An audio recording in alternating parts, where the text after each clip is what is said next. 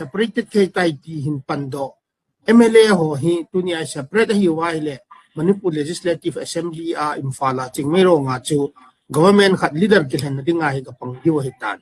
hi party sei dinga chu somla sei BJP hi jo wa chu BJP thu chu ani lo wa hi le chun number 1 BJP na chung wa action ala the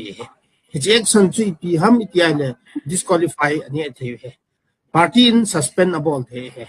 kumgup suspending hamai lo disqualify hung to balding a hin chi hi ting na chun ai me le hi naw chu hung mang ding hin chi sa nga chu kapan lo du hi imphal chu pi yong na ka chi thai lo du hin ka hi thai ta lo du hi ati wa hi le aki resign wa hi le chun imi pi ho ki ta te so champu kampu pilanga aki hen do MLA som ho mi pin athen do ho chu imphal chi ta lo du communication between Imphal or Manipur administration to Amy ho chu tanje ta chu chi ne chen separated khat chu separation khat chum ding ai ma constitution dung ji a chu chi separation chu thagup sunga chu tha hen kit ngai hin na chi chu India constitution India mi ka hi ti le chun constitution dung ji a chu ong ki ta na by election hum le chun you are ki heng do MLA ho chun ka kai kit yu ham ka kai kit lo du ham ti chu question len ta nei ji wa chu committee chan hi thai chan hi separate adel wang wa chu ki separate thei lo wa Manipur administration a chu no mo hin PR hi extend the han lang ne mo adinga chu sei kum ding hin a PR hi la BJP in extend ta loading athleng ding an kan hi ta ji chen tu le tu hin mi pi in la infala ki chi thei ta ponte imati pi din mun hi jong le separate administration chu aspiration hi tan IDP hi zat gum ta mi zat khita mi zat gam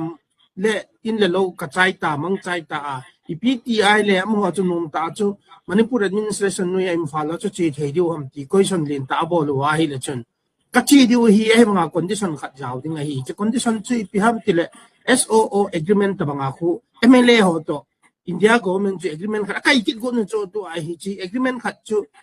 nei pi wa hi le wang chun written commitment ai nei pi o le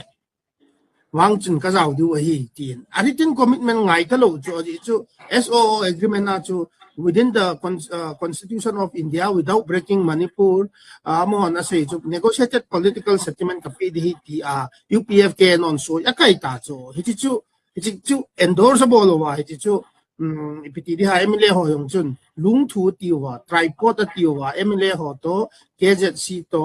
10 MLS KZC UPF ke non representative lung thu chun abo lo hi ta ale lung thu ho chun CSO ho chun popular government ka sot lo di ti KZC chun rally ong abo lai tan ale lung thu ho yong chun condition asim wa